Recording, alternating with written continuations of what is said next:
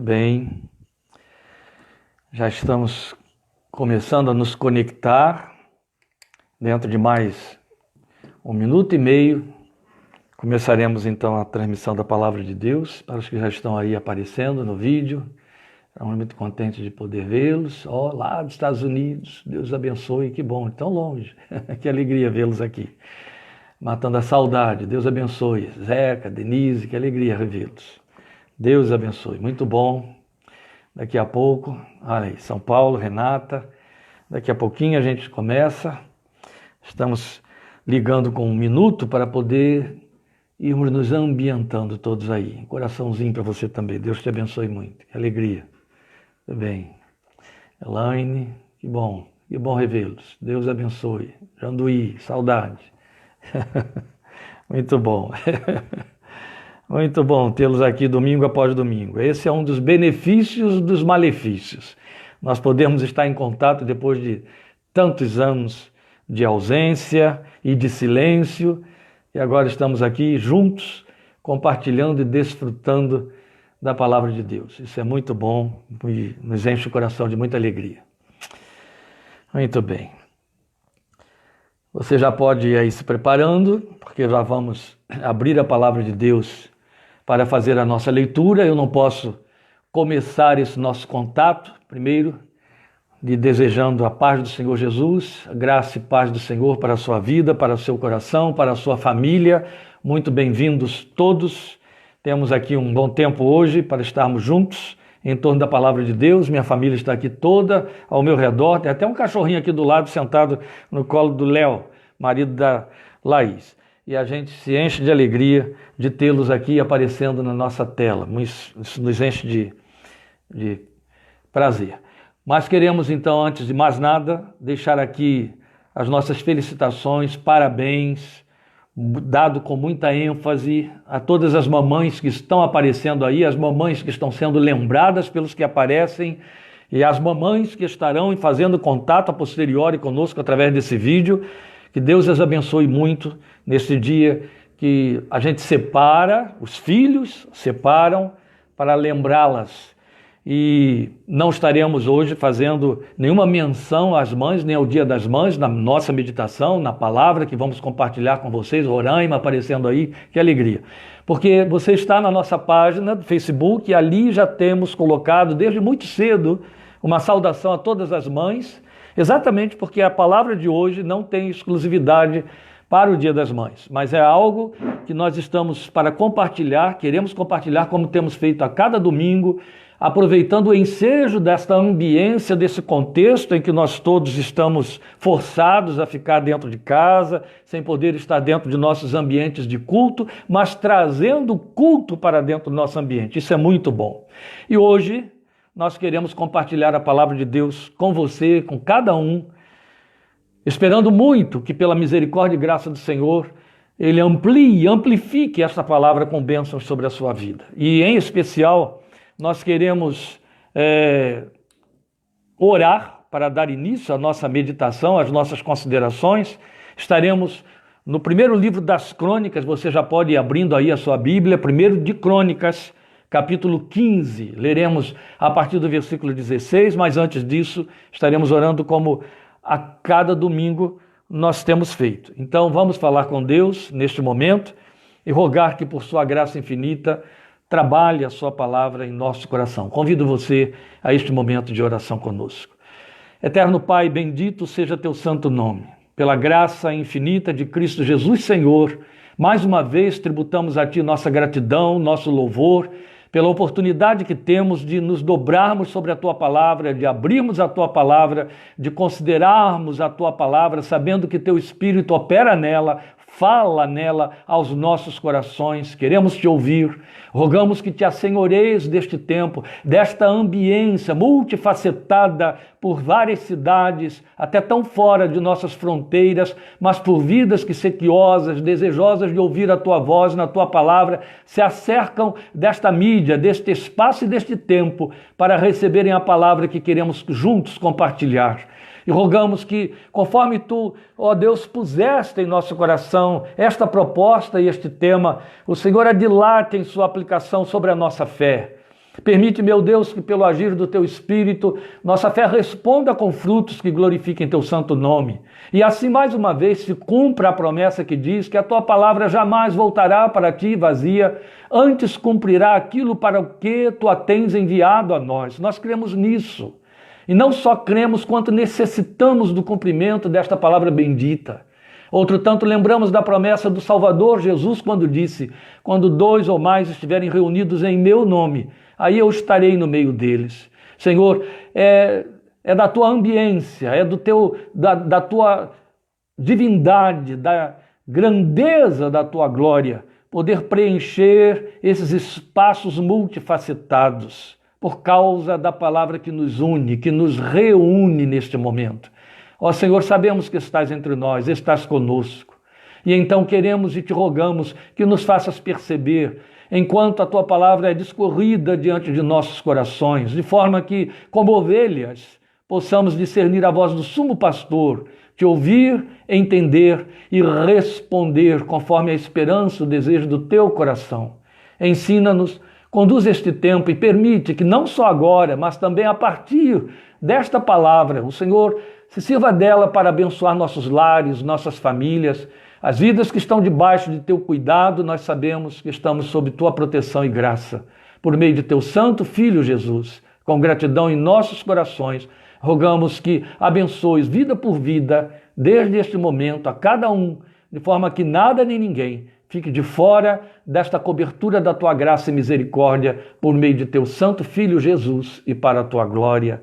Amém. Amém.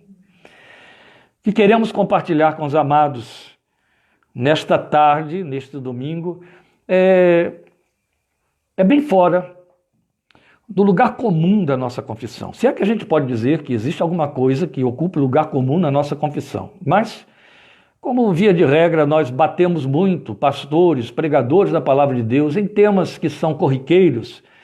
Este é um tema que não é corriqueiro. Ele até é repetido, citado de um crente para o outro, porque ele está inspirado no versículo curto da palavra de Deus, mas ele, em hipótese alguma, ocupa lugar comum, como nós veremos. E nós vamos ler esse tema no texto que não é o que eu citei aí. Nós vamos fazer a leitura do texto de 1 de Crônicas 15, no qual vamos estar discorrendo sobre o tema, mas o nosso tema, ele procede de 1 aos Tessalonicenses 5,18. Eu tenho uma citação diferenciada na minha versão, mas eu vou repeti-la na versão que é mais comum, porque é como todos sabem de cor.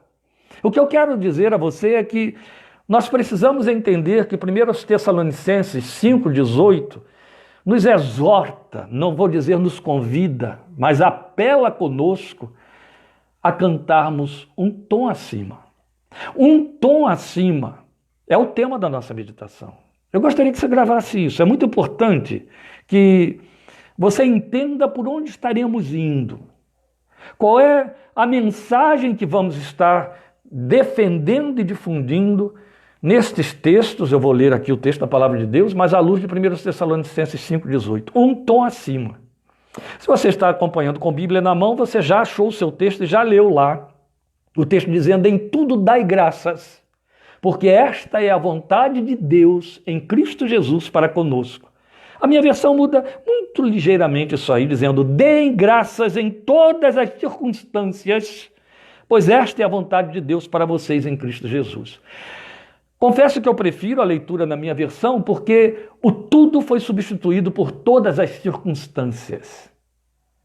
E todas as circunstâncias definem indiscutivelmente, de forma melhor e mais clara, a proposta de 1 Tessalonicenses 5,18. Então, vou repetir a leitura dentro do texto da minha versão. Deem graças em todas as circunstâncias, pois esta é a vontade de Deus para vocês em Cristo Jesus. Então, o nosso propósito na escolha deste texto é dar conteúdo a uma das máximas da orientação apostólica, a orientação da palavra de Deus, essa que acabei de citar aí, para a nossa vida rotineira como cristãos que vivem e praticam sua fé no Filho de Deus. Mas eu tenho de reconhecer que essa é uma orientação desafiadora e que nós desafiamos. Mesmo sabendo que nela está explícito ser a vontade de Deus, nós a desafiamos por não cumprir essa vontade de Deus, porque sinta o impacto da proposta. Deem graças em todas as circunstâncias, porque esta é a vontade de Deus para conosco em Cristo Jesus. Eu te prometi a leitura do texto de Crônicas, é lá que iremos, mas eu preciso conduzir aqui os nossos pensamentos para facilitar a gente entender até mesmo aquela leitura que vamos fazer lá. Veja, você há de convir que é fácil pensar em tributar graças por benefícios, não é verdade? Por circunstâncias que nos são prazerosas, benfazejas. Nós queremos sempre escapar de nos sentirmos comprometidos com esta palavra. E por isso a gente corre sempre para justificá-la e dar graças. Mas aí é fácil, diante do que é bem-vindo. E aí a gente pensa, a proposta é esta mesmo? Seria tudo mesmo? Será que nós estamos entendendo direito? Deus foi a esse extremo? Como ele pode esperar gratidão por coisas que nos frustram, que desagradam, que ofendem? Seria isso mesmo? Meus queridos,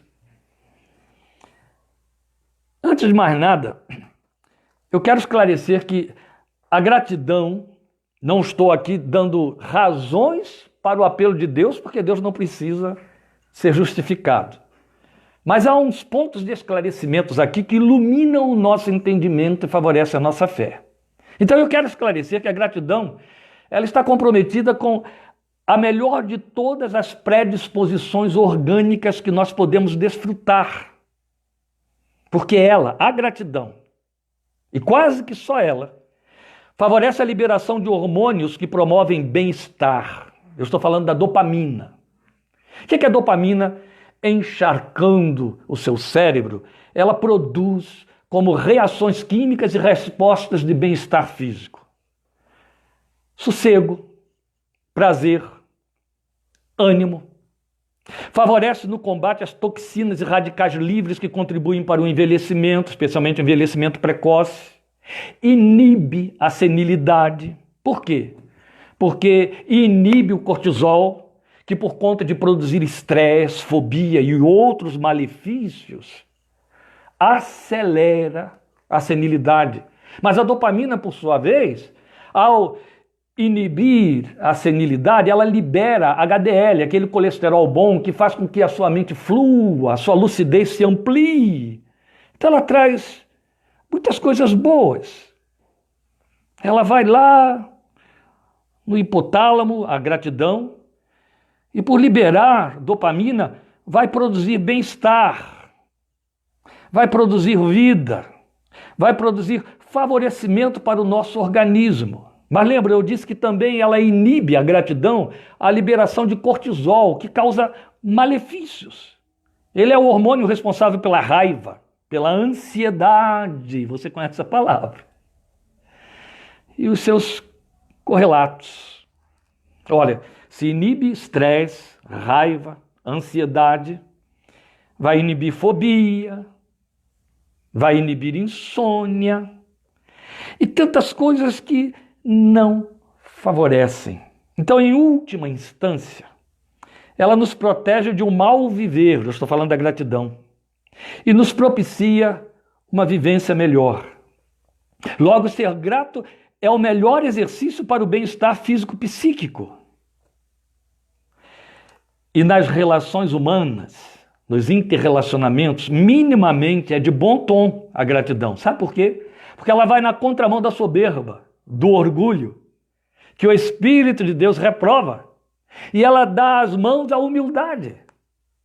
Porque a gratidão, ao inibir, ao combater, no caso, ao anular a soberba e o orgulho, ela faz com que você tenha minimamente o sentimento de ter sido favorecido. E olha, se existe uma linguagem que cristãos precisam entender e ser mestres nela, é esta linguagem de receber favor, receber a graça, que é o favor imerecido disponível em Deus para nós. Mas veja, Falamos que isso é de bom tom no relacionamento humano. E Deus está nos mandando em todas as circunstâncias dar graças, e eu acredito que Ele não está desconsiderando essa amplitude de ser grato para com os que tratam conosco, mas o foco é Ele. O objeto da gratidão, das ações de graças é Deus. Nós estamos vivendo dias de terror, claro que estamos, pela pandemia que acomete o mundo, trazendo luto, empobrecimento na sua esteira, além de outros males. Imagine enquadrar 1 Tessalonicenses 5,18 nesse contexto. Aí, cruelmente pensando, aquele caráter que não cabe dentro de um cristão, eu seria grato porque não fui atingido, eu seria grato porque eu não estou contagiado. E a partir do momento em que eu descubro que alguém encostando em mim, debaixo do meu teto, é contaminado e baixa um hospital, onde que fica a gratidão? Nesta hora entra em xeque a nossa cristianidade, estou pondo entre aspas, isso é um neologismo. Então, ações de graças em meio à tragédia, Deus teria ido a esse ponto? Você consegue tirar isso de dentro da colocação deem graças em todas as circunstâncias? Bem, nós precisamos aprender o conteúdo desse dar graças em tudo, que eu estou chamando de um tom acima. Tom, eu estou falando de elementos musicais, então eu estou falando exatamente do que você está pensando, de tom acima. Então, eu quero agora fazer a leitura do texto da palavra de Deus na Bíblia, o texto que eu citei, em 1 de Crônicas 15, 16 a 21. Na minha versão, o texto diz assim: Davi também ordenou aos líderes dos levitas que encarregassem os músicos que havia entre eles de cantar músicas alegres, acompanhados, os músicos, por instrumentos musicais, liras, harpas e símbolos sonoros, 3 tipos de instrumentos. Assim os levitas escolheram Emã, filho de Joel, e Asaf, um parente dele, dentre os meranitas, seus parentes. E aí, dentre os meranitas, seus parentes, escolheram Etã, filho de Cuxaías, e com ele seus parentes que estavam no segundo escalão. Agora vem uma série de nomes, entre os quais alguns que nos são próximos e outros que são feios. Zacarias, Jaziel, Semiramote, Jeiel, Uni, Eliabe, Benaia, Maazéias, Matitias, Elifeleu, Miqunéias, Obed-edom e Jeiel, os porteiros. Os músicos Emã, Asaf e Etã deviam tocar os símbolos de bronze. Zacarias, Aziel, Semiramote, Jeiel, Uni, Eliabe, Maazéias e Benaia deviam tocar as liras acompanhando o soprano. E Matitias, Elifeleu, Miqunéias, Obed-edom, Jeiel e Azazias deviam tocar as harpas em oitava, marcando o ritmo. Pois bem, nós vamos para dentro do texto, a fim de poder entender onde queremos chegar. Eu ainda tenho mais leitura para fazer, apelo para a sua paciência, mas fique mais à vontade aí, para que você suporte a leitura, porque nas próximas leituras não teremos mais nome de ninguém. Mas eu quero contextualizar o que lemos aqui. O que lemos no texto de 1 de Crônicas é narrativa de que fato histórico? É narrativa daquele fato do transporte da Arca da Aliança, que estava lá na casa de Obed-edom, para Jerusalém, onde Davi estava reinando e onde tinha o seu palácio, e ele arma ali uma tenda para onde ele quer levar a tenda. Fez uma primeira tentativa, houve tragédia, porque não foi feito nas conformidades da lei, e Deus cumpriu as regras da lei, e aí houve a morte de Uzá, e a coisa foi muito trágica. Davi deixou um tempo, então a arca lá parada na casa de Obed-edom, sabendo que tinha que repensar, refazer, ver como é que ia ser, até que chegou o dia em que prepara tudo e resolve levar a arca para aquele lugar. Mas agora, como sabia que ia cumprir a palavra e não haveria mais tragédia, Davi resolve fazer esse transporte debaixo de uma festa, com muita ostentação de beleza e de alegria. Então ele seleciona um grupo de instrumentistas e cantores. Eu li os nomes deles aqui. Não eram só estes, os que tocavam eram estes, mas eles eram acompanhados, havia um coro de parentes próximos deles treinados para isso. Há algumas coisas que são muito bonitas e que se destacam aí. Quando ele monta esse séquito de cantores, Davi, de primeira grandeza, ele estabelece orientações precisas. Então há uma relação dos componentes da orquestra e seus instrumentos E aí se destacam 3 aspectos da orientação quanto aos que iam conduzir o canto. O primeiro aspecto, eu li, você deve lembrar, é que eles deveriam cantar músicas alegres. Olha que interessante.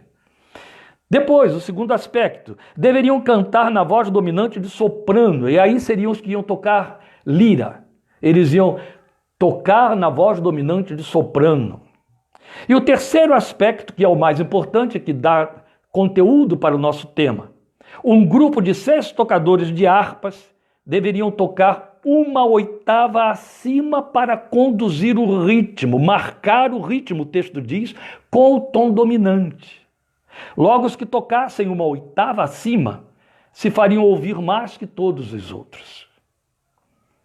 Eu não quero entrar nessas particularidades, que não é o que importa aqui, mas quero apenas situar isso para você. Se já temos um grupo de liras tocando no som de soprano, que é a voz mais elevada, imagine agora alguém vindo por detrás e tocando 1/8 acima. Esse som, 1/8 acima, segundo os critérios estabelecidos pelo rei, era que ia estabelecer o ritmo, ia exercer influência sobre todos os demais que estariam cantando também, que estariam seguindo acompanhando aquele séquito e estariam entoando as canções alegres. Então este é o ponto de nosso interesse dentro do texto de 1 Tessalonicenses 5,18, em que consiste louvar com gratidão por toda e qualquer circunstância. 1/8 acima, um tom acima, significa minimamente estar um nível mais audível que os demais. E não é pouca coisa. É uma escala inteira que você salta para falar de teclado. Então, de acordo com o nosso texto, esse tom conduziria os demais, seria uma influência natural. Ser grato por ser bem-sucedido, como nós começamos aqui, introduzimos a nossa meditação hoje, ainda que não seja prática comum a todos, porque tem gente que não é dada a mesma gratidão, né? O ser humano é mais depressa marcado pela ingratidão, mas ser grato porque as coisas nos vão muito bem ainda é o tom comum e esperado pelos que atentam para a gratidão. O tom comum não toca 1/8 acima, ele está em lugar comum, ele não se faz ouvir, ele não exerce influência. É o máximo que se permite à maioria. E é o máximo do que consegue entender. Quase que todos nós entramos aí, meus queridos. Isso é muito nosso. E veja, se eu citei lá aquelas reações orgânicas, benéficas, não para justificar a razão de Deus estar pedindo, mas para mostrar como Ele que construiu, criou o nosso corpo e a nossa alma, sabe dos benefícios que isso nos traz.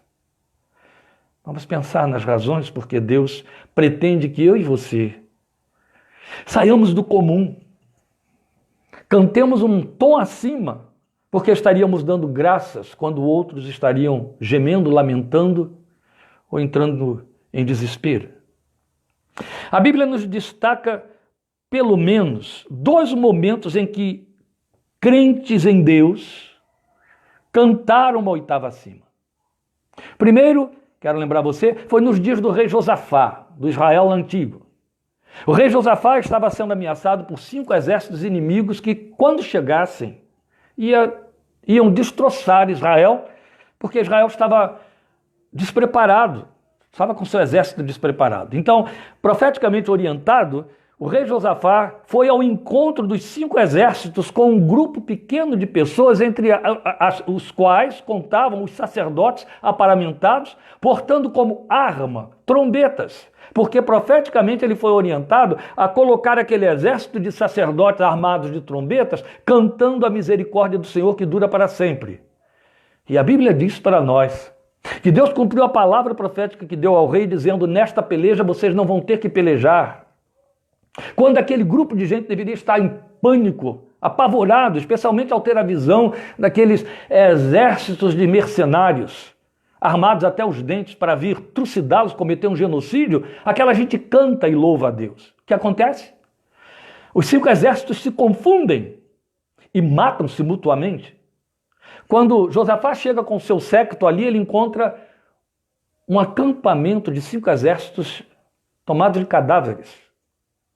Durante 3 dias, eles vão retirando os despojos. Perdoem, eu falei 5 exércitos, eram 3 exércitos. Durante 3 dias, eles recolhem despojos. Israel vence uma guerra na qual não lutou e ainda sai rico dela. Porque cantaram uma oitava acima. O outro momento está no Novo Testamento. Não são os únicos. Eu estou pensando só esses 2, porque não temos tempo para irmos além. Você pode fazer essa tarefa de casa, sair procurando isso na Bíblia. Quando é o momento em que, tendo tudo para lamentar, gemer, sair correndo, alguém adora a Deus.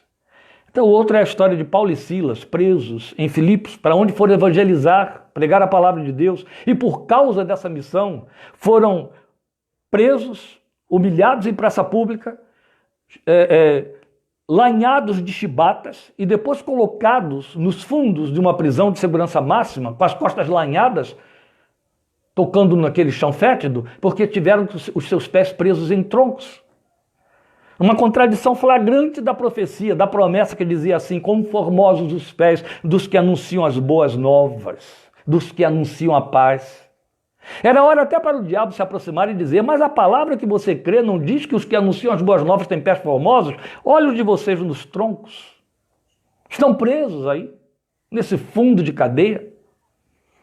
E o texto nos diz que meia-noite, quando deu meia-noite, ou por volta de meia-noite, Paulo e Silas, lá do jeito que estavam, costas lanhadas, presos em situação não só humilhante, mas de tortura, começam a cantar louvores a Deus. E porque cantam louvores a Deus, vem um terremoto, as celas se abrem, até os outros prisioneiros que os ouviam são libertos. Eu citei só esses 2 momentos de crentes em Deus, em Cristo Jesus, cantando uma oitava acima. A Bíblia tem outros pontos mais. Eu poderia citar aqui Marta, poderia citar Pedro, poderia citar outros homens de Deus relacionados no Novo Testamento e até no Velho Testamento. Lembra de Daniel na cova dos leões? Mas vamos ficar com esses 2. Servem para ilustrar para nós não só o que significa cantar um tom acima, mas para nos dizer que é possível. Homens de carne e osso como nós, confessando a mesma fé que nós, podem dar a Deus o que Ele espera da nossa confissão e da nossa vida, em 1 Tessalonicenses 5,18. Mas aí eu li o texto de 1 de Crônicas 15, ilustrando com um fato histórico esse cantar um tom acima, e você talvez pergunte: dar graças por todas as coisas então se resume em cantar? Ou, se for assim, é fácil.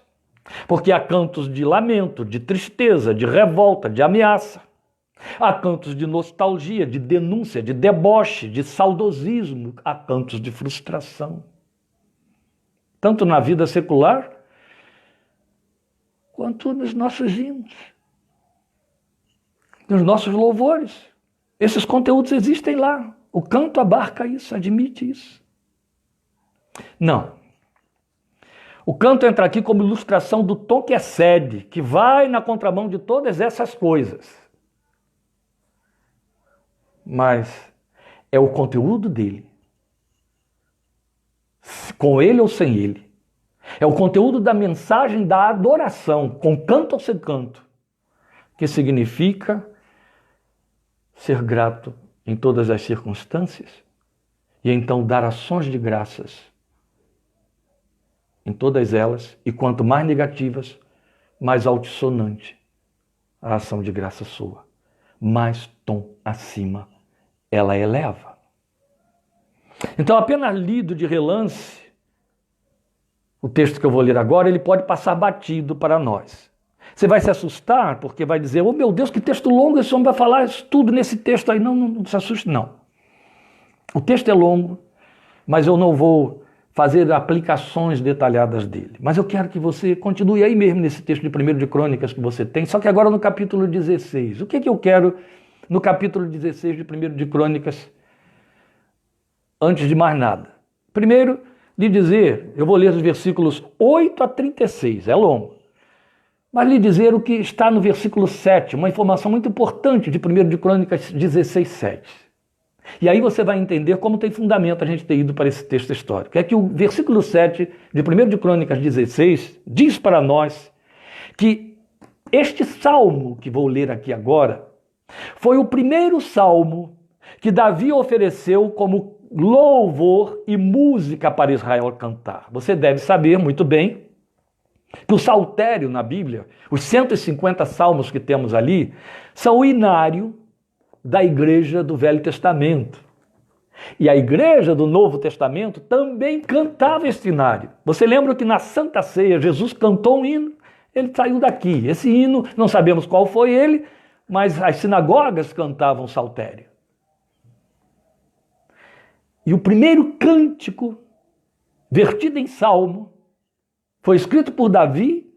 A maioria pensa que então foi ou o Salmo 1, o Salmo 23. Não, foi esse que está aqui, que não consta no saltério. Não está lá entre os 150 salmos do livro de Salmos. Mas foi o primeiro salmo oferecido ao cantor, ao regente, ao chefe, no caso a Asaf, encarregado de conduzir o louvor, para louvarem ao Senhor. O versículo 7 diz exatamente isso. Foi naquele dia que pela primeira vez Davi encarregou Asaf e seus parentes de louvarem ao Senhor com salmos de gratidão. E aí vem o primeiro salmo. Então eu vou ler a partir do versículo 8. Deem graças ao Senhor, clamem pelo seu nome, divulguem entre as nações o que ele tem feito. Cantem para ele, louvem-no, contem todos os seus atos maravilhosos.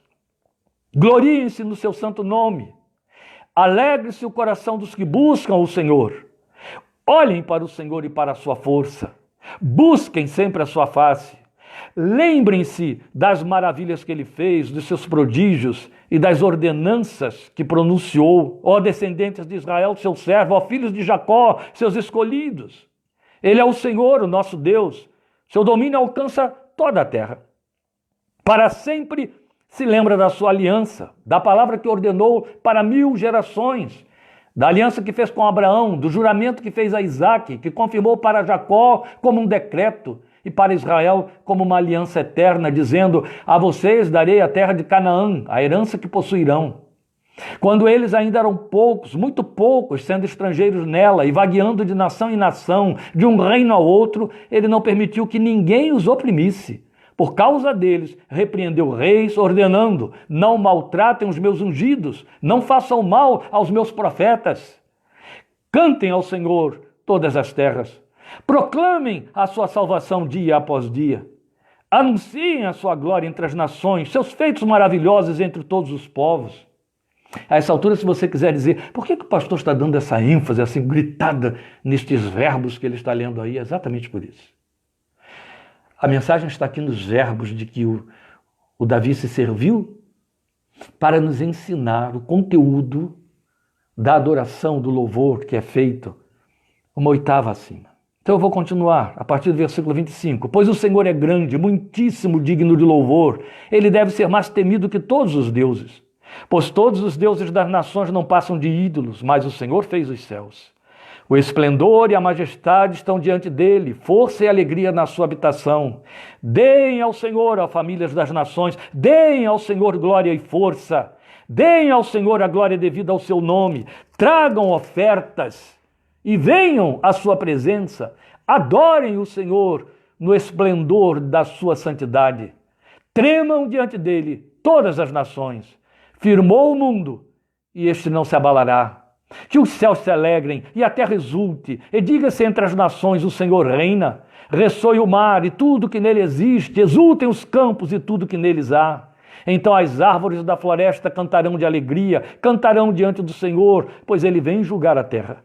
Rendam graças ao Senhor, pois ele é bom, o seu amor dura para sempre. Clamem: salva-nos, ó Deus nosso Salvador. Reúne-nos e livra-nos das nações, para que demos graças ao teu santo nome e façamos do teu louvor a nossa glória. Bendito seja o Senhor, o Deus de Israel, de eternidade a eternidade. Belíssimo, não é? Mas chamei a sua atenção para os verbos. Por quê? Quanto este salmo nos ensina, meus queridos. Ele nos apresenta o verdadeiro conteúdo da adoração que soa um tom acima. Começa com deem graças.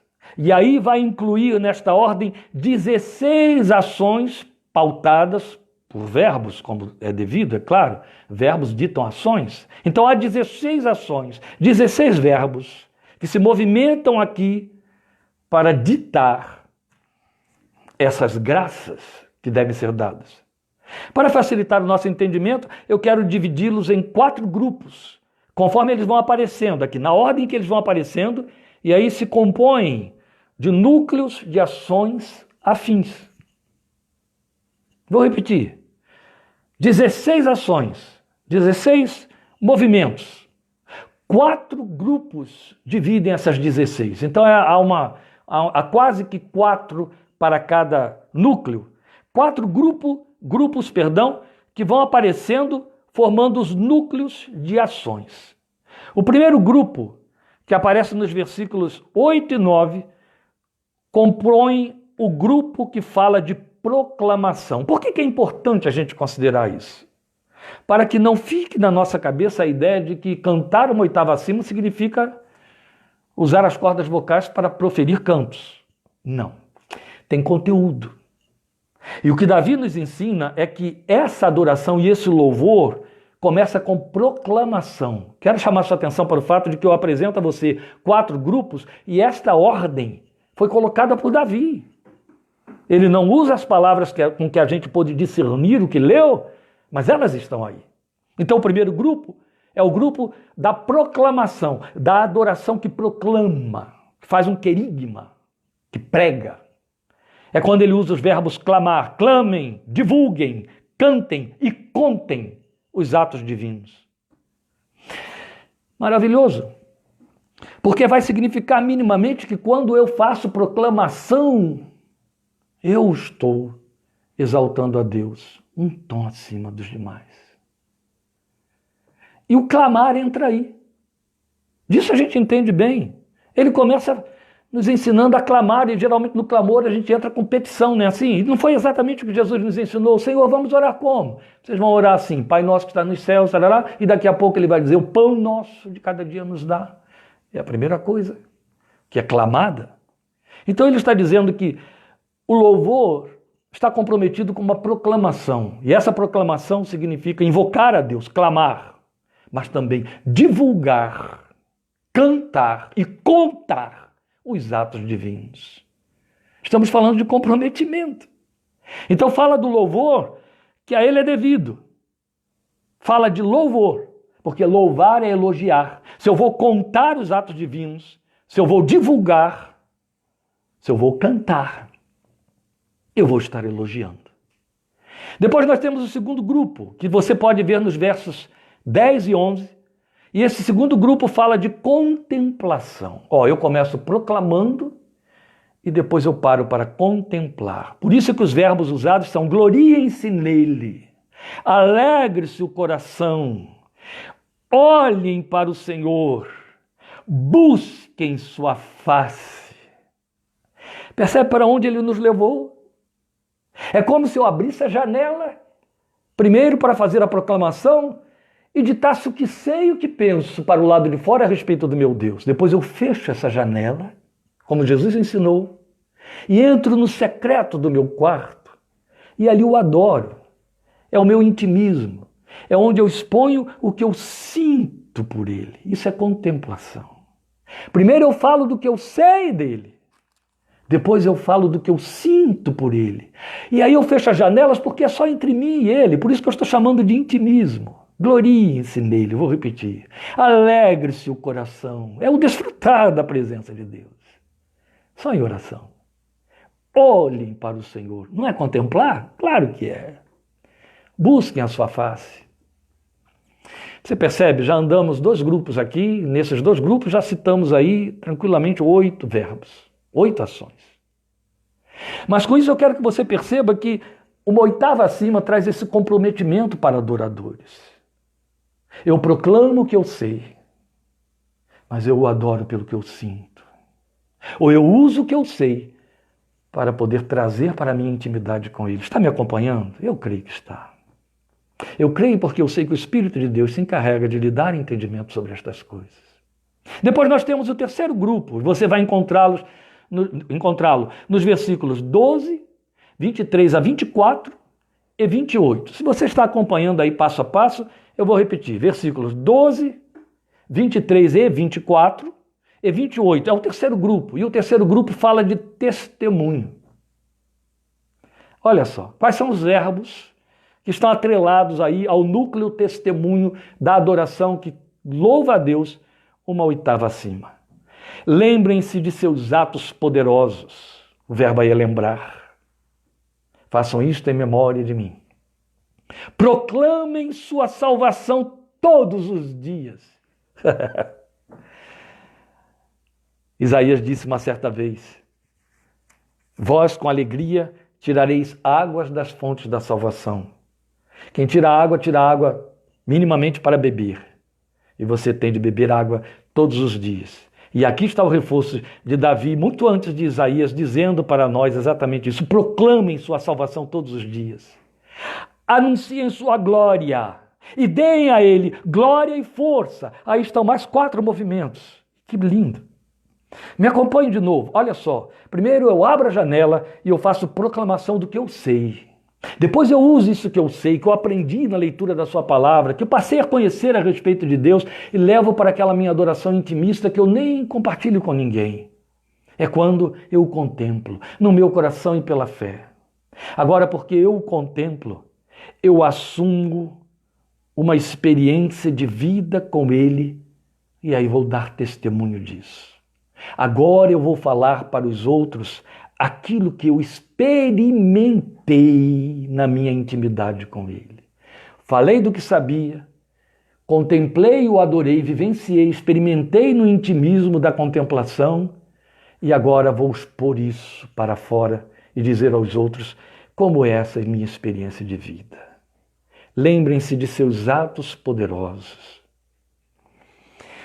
Eu não vou, como eu lhes disse, parar sobre esses núcleos porque não temos tempo. Eu acho que estou lhe dando material para você desenvolver isso aí entre você e Deus na sua meditação particular. Mas pense num fato que prevalece sobre a nossa confissão, que é muito importante, é o fato de que se vivemos vicissitudes, se vivemos momentos difíceis, se vivemos momentos de isolamento, de silêncio, de deserto, onde parece que as respostas faltam, esses são os momentos de lembrarmos como Deus agiu antes. Ele sempre apelou à nossa memória de fé. Ele sempre investiu nessa direção de você voltar a sua memória lá atrás, lembrar dos seus feitos poderosos, para que prevaleça sobre a sua confissão, sobre os seus sentimentos que o invadem nesta hora, a grande experiência da revelação da palavra de Deus que diz: Ele é o mesmo ontem, hoje e o será para sempre. Aleluia.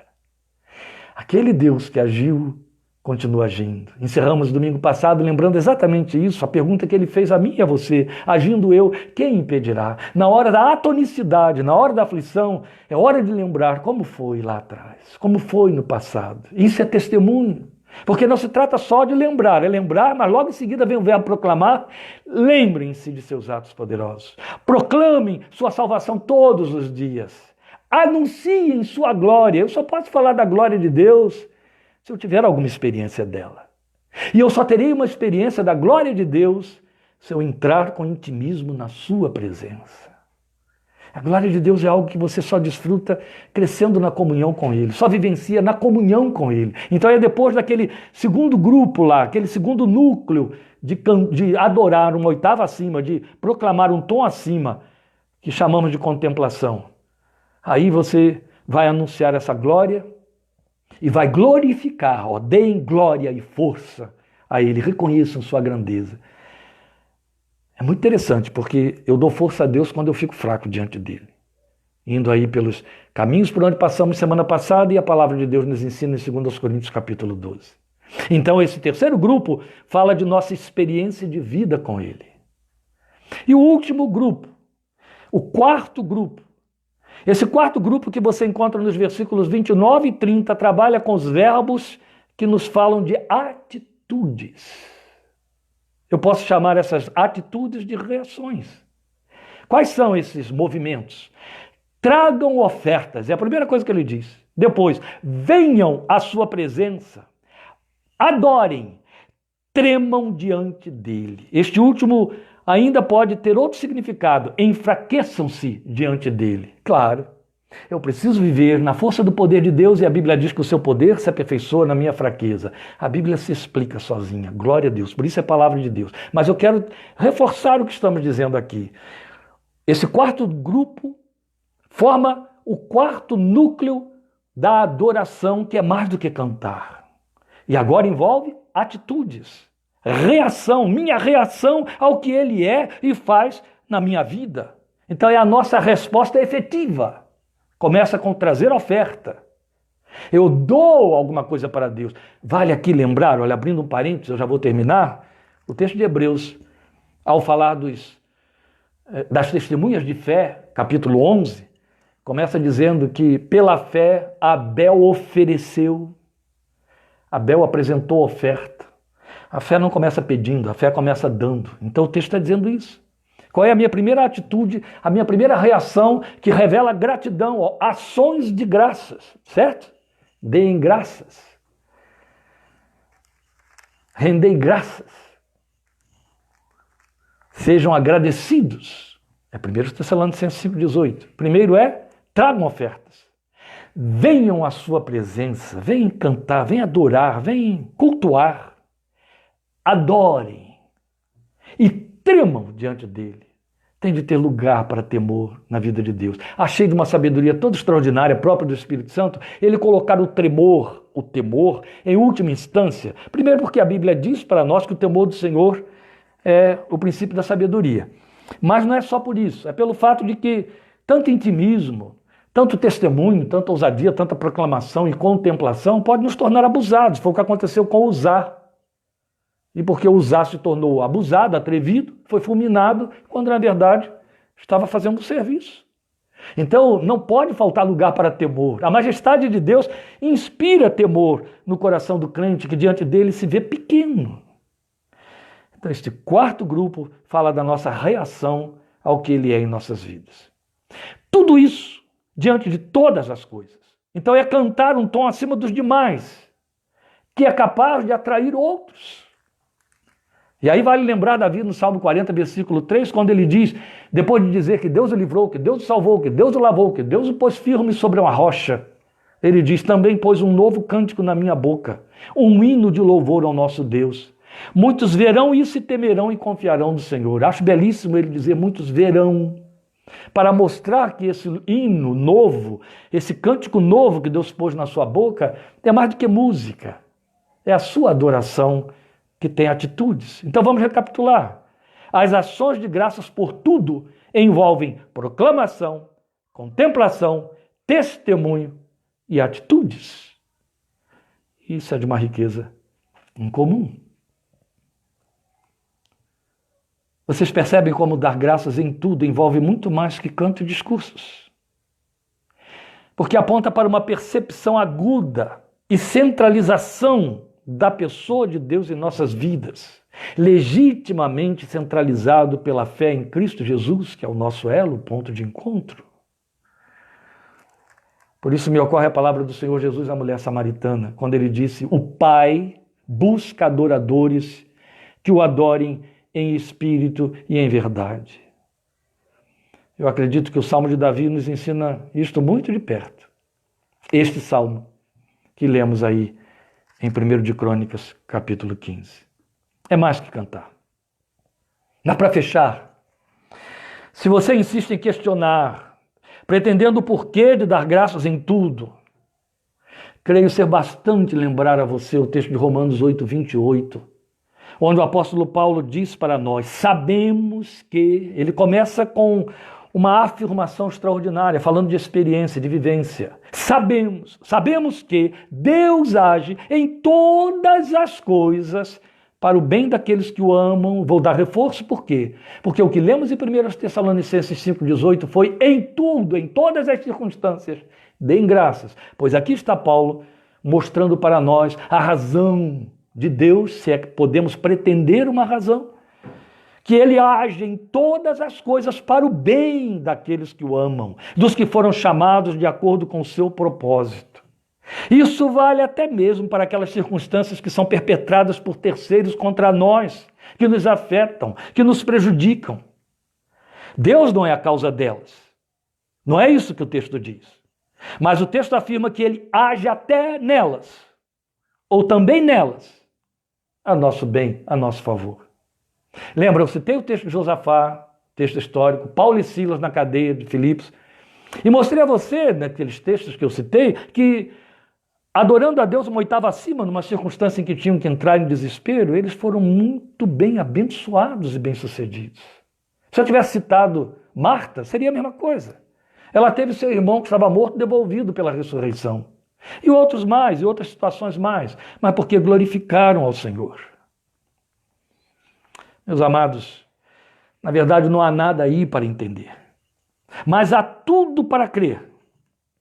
Se nós confiamos nele, e a nossa vida de fato está em suas mãos, é certo que ele está agindo. E ele está agindo em tudo e para o nosso bem. Esta é a razão porque é possível ser grato, porque, em última instância, se eu sou grato por todas as circunstâncias, eu estou fazendo uma confissão provavelmente sem palavras. Meu Deus está nisso. Ele é Senhor, ele tem o controle dessas circunstâncias, ainda que eu delas nada entenda, e exatamente porque eu não tenho controle sobre elas. Por isso é possível ser grato, mesmo sem compreender. Vale lembrar que o Senhor disse uma vez a Pedro, e isso serve para nós também. O que eu faço, você não entende agora, mas entenderá depois. Amém? Deus te abençoe muito com esta palavra. Que ela se dilate no seu coração, na sua fé, cresça. E o Deus soberano receba essa adoração e o seu testemunho diante dos seus, diante dos conhecidos e dos desconhecidos, para que Jesus seja glorificado na sua vida. Senhor te guarde e abençoe. Obrigado por sua companhia e até a próxima vez, em nome do Senhor Jesus, no próximo domingo.